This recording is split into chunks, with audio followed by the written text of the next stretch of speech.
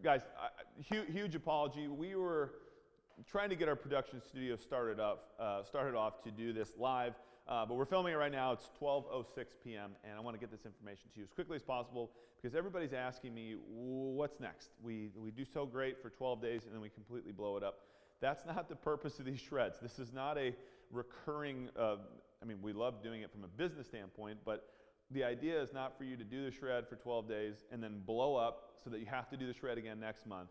Like, we're not playing that game. What we're trying to do with the shred is give you different layers or tools in your toolbox.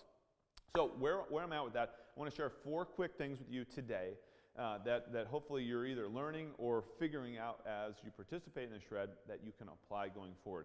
First and foremost, the most important part of the shred is the accountability, okay? That's why we do them. You're telling people that you're doing this. You're setting the intention. There's a leaderboard. There's the daily check-in, all that kind of stuff. So what I kind of recommend going forward is having someone in your life that you're accountable to. The other thought here is, if you don't want to have somebody in your life that you're accountable to, whether it's one of us on the coaching staff, whether it's a friend, a spouse, I don't necessarily recommend a spouse. A little dirty secret there. But if that's the way your relationship works out, maybe use your spouse. But I like having an independent third party that I don't have an emotional relationship with. The other thing is something. So I use a Whoop.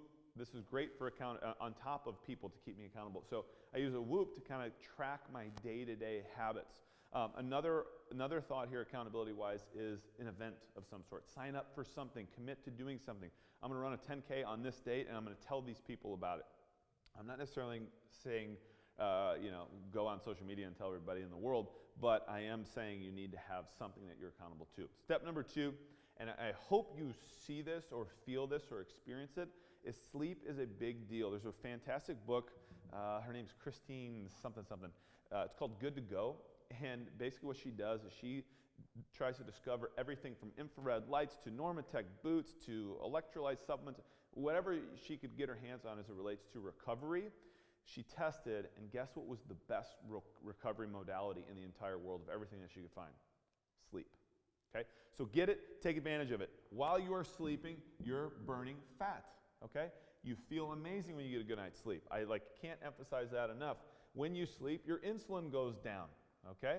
When your insulin goes down, you make better decisions. When your insulin's high, you're going to be craving carbohydrates.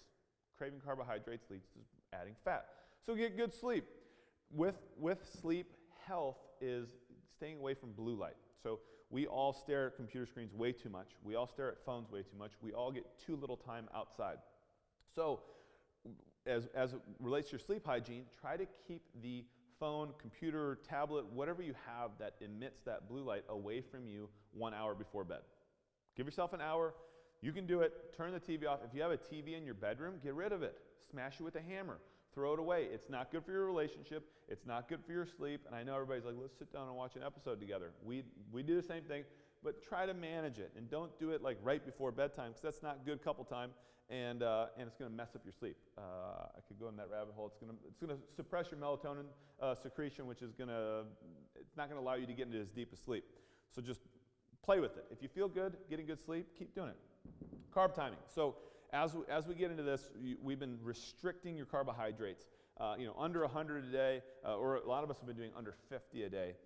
Probably not going to be maintainable for the long term. But as we'll talk in the next little segment, maybe a couple days a week you go low carb. Maybe a couple days a week you go high carb. It's all about some type of imbalance. It's not about balance.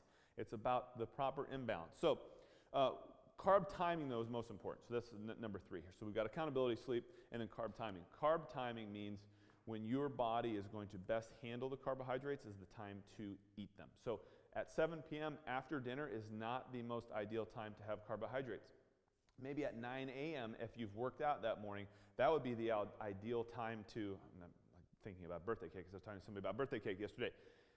It's not about having a birthday cake at 7 a.m., but maybe if you're going to have toast and go crazy, have your avocado toast, do that in the morning instead of doing it late at night because your body's going to have an opportunity to burn off those carbohydrates during the day, and you're not going to bed with carbohydrates in your belly because we want to burn fat when we sleep.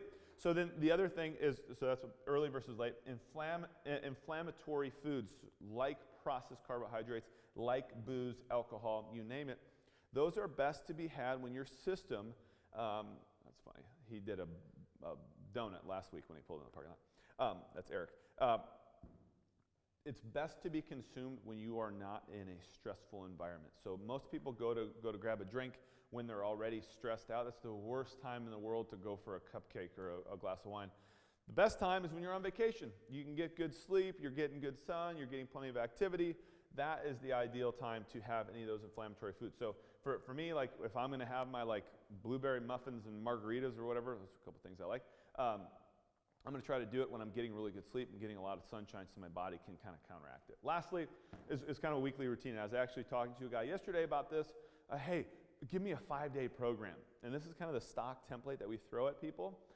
And this relates a little bit to intermittent fasting. And I give a 5-day template because Saturday and Sunday you can kind of throw out the window unless you are pursuing specific goals. And if you're pursuing specific goals, we can tailor your Saturday and Sunday. But for most people, this is kind of where I start from a metabolic flexibility standpoint. The same thing could be said about your training. You should lift heavy weights once a week, maybe twice a week. You should do a long workout. You should do a short workout. You should do an intense workout, a not intense workout. You should always keep it balanced. So with a fasting template, I look at it as one long one a week. So a long one for you could be 36 hours. It could be 24 hours. It could be a 16 and 8. Like wherever you are metabolically, like figure out what's long for you. A couple medium duration, okay? A refeed day. And then a general template, for example, would look something like this. Monday, I've got a lot of people who don't eat on Mondays. It's just a great way to start the week, clean up the weekend. You don't feel like being, if you're a degenerate Saturday, Sunday, you can make up for it really quickly with a 36 on Monday. Tuesday, eat all day. Breakfast, lunch, dinner. It's like kind of like a refeed day. Your body, your insulin levels are going to drop. Your body's going to be receptive to anything you throw at it. You're going to absorb it well into your muscles versus just into your waistline. Wednesday, I'll do a 24 typically. I'll go from Tuesday dinner to Wednesday dinner. If you want to go from lunch to lunch, go lunch to lunch. These are just ideas. This is not a strict template. Thursday, I like having an early night once a week. So that means, maybe instead of a 36, I'm going to eat my last meal at 2 p.m. and be done for the night. I like to pick that on busy nights when we've got a lot of stuff going on and nobody notices if I miss a meal. And then on Friday, say you finish eating at Thursday at 2 o'clock. On Friday, you don't eat again until noon or 2. So you're kind of creating like a 16 to 24-hour window, and then you've got an 8-hour eating window on Friday. So that's just my general thought on like establishing a weekly routine. Carb timing is kind of a big thing. 100 grams of carbs is a pretty good place to live for most people in general. So hopefully you have an idea of what that looks like for you. More than that, you're going to have a lot of activity to be able to burn that off. Like multiple workouts a day kind of thing. Sleep, get it. It's hugely impactful and it's such a quick little hack. And then the accountability again. Somebody, something, or an event to keep you accountable. That's my thoughts. Sorry for the technical difficulties. We're going to get this to you. All right, we weren't kidding. We said we had a little bit of technical difficulties. That was just another one. Thank you for hearing me out. If you have questions, concerns, comments, you know where to find me. Please reach out. Happy to help. Take care.